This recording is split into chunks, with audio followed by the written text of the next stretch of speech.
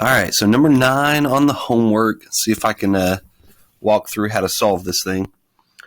So they give you a bunch of random information here, and the goal is to figure out length AB. All right, the first thing I'm going to do is I'm going to label some other angles in here because they give us enough information to find all the angles. All right, so because we know this angle here is 65, we can figure out this overall obtuse angle just by doing 180 minus 65. That's 115.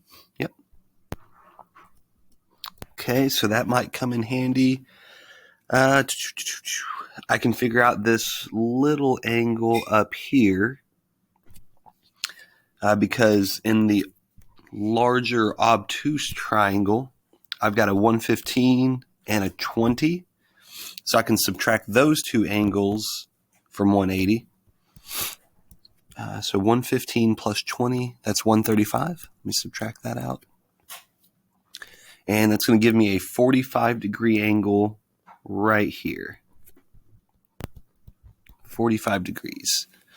Okay.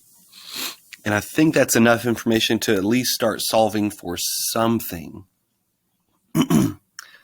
I could solve for this big one here. I don't think that's going to help me though. What I'm going to do is I'm going to solve for length AC, the one that's marked in red. So the reason I can use law of sines now is because I have the 45-degree angle, and I also have the side length that's across from it. All right. So I'm going to say 15 over sine of 45.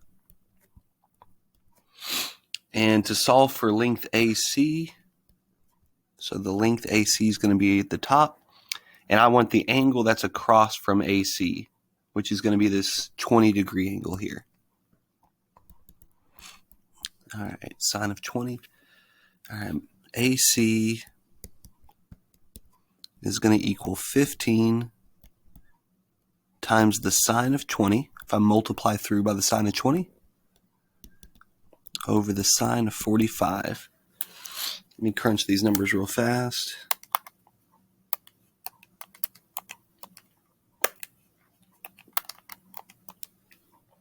It gives me 7.25.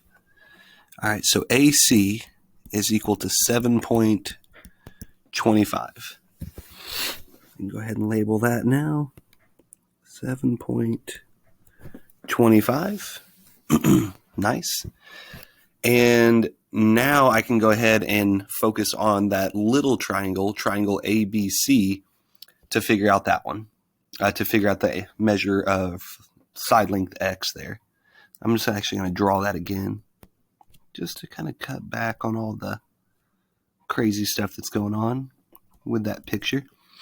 We got a 65-degree angle. I know this is 7.25. And I know that. All right.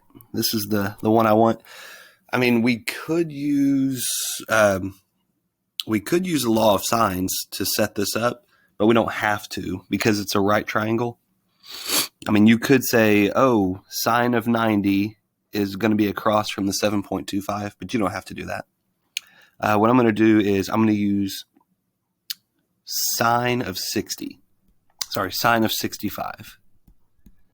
Sine of 65 is going to be opposite, which is x, over the hypotenuse in this little right triangle, which is 7.25. And then all I have to do is multiply through by 7.25. So sine of 65, sine of 65 multiplied by 7.25 is going to solve for my side length X. And I get 6.57. 6.57 is equal to X. All right, and that's about it. Yeah, I think that'll do it. This one just, it had so much going on. It was kind of hard to decipher what information you needed and what information you didn't.